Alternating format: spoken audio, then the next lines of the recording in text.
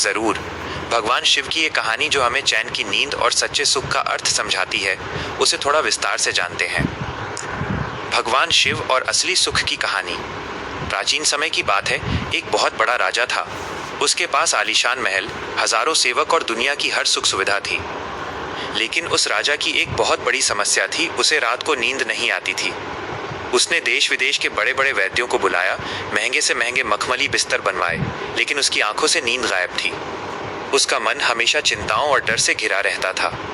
थक हार कर राजा एक पहुंचे हुए साधु के पास गया। साधु ने मुस्कुराते हुए कहा, हे राजन, तुम्हारी बीमारी का इलाज मेरे पास नहीं, कैलाश पर्वत पर विराजमान महादेव के पास है। कैलाश की यात्रा और शिव का दर्शन। राजा कठिन यात्रा करके कैलाश पहुंचा। वहां उसने देखा कि भगवान शिव बर्फ की शिला पर बिना किसी बिस्तर के, केवल बाघ की छाल लपेटे अत्यंत गहरी और शांत निद्रा में थे। राजा ये देखकर हैरान रह गया कि इतनी ठंडी और कठोर जगह पर कोई इतनी शांति से कैसे सो सकता है। जब शिवजी की आंखें खुली तो राजा ने उनके चरणों में गिरकर पूछा, हे प्रभु, मेरे पास मखमली बिस्तर है, फिर भी मैं तड़पता हूँ। आपके पास कुछ नहीं है, फिर भी आप इतने चैन से सोते हैं। इस चैन की नींद का रहस्य क्या है? महादेव का उपदेश। भगवान शिव ने राजा को 3 अनमोल बातें बताईं, जो आज भी हम सबके लिए लागू होती हैं। 1. अपेक्षाओं का त्याग, फ्रीडम फ्रॉम एक्सपेक्टेशंस।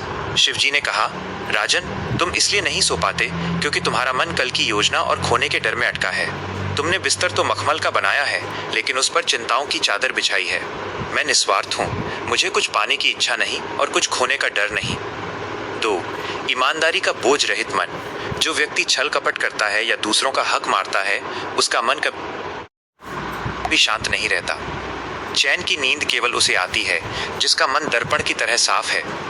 दिन भर की मेहनत के बाद जो व्यक्ति अपना सब कुछ ईश्वर को सौंप देता है, उसे पत्थर पर भी नींद आ जाती है। 3. वर्तमान में जीना।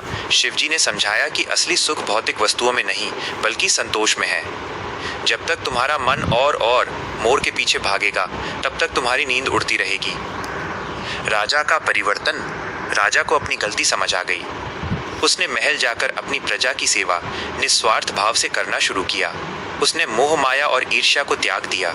जैसे ही उसके मन से अहंकार का बोझ उतरा, उसे वैसी ही गहरी नींद आने लगी जैसी उसने कैलाश पर महादेव को सोते हुए देखा था। इस कहानी से हमें क्या सीख मिलती है? बिस्तर नहीं, मन सुकून देता है। हम चाहे जितना भी पैसा कमा लें, अगर मन में शांति नहीं है तो नींद नहीं आएगी।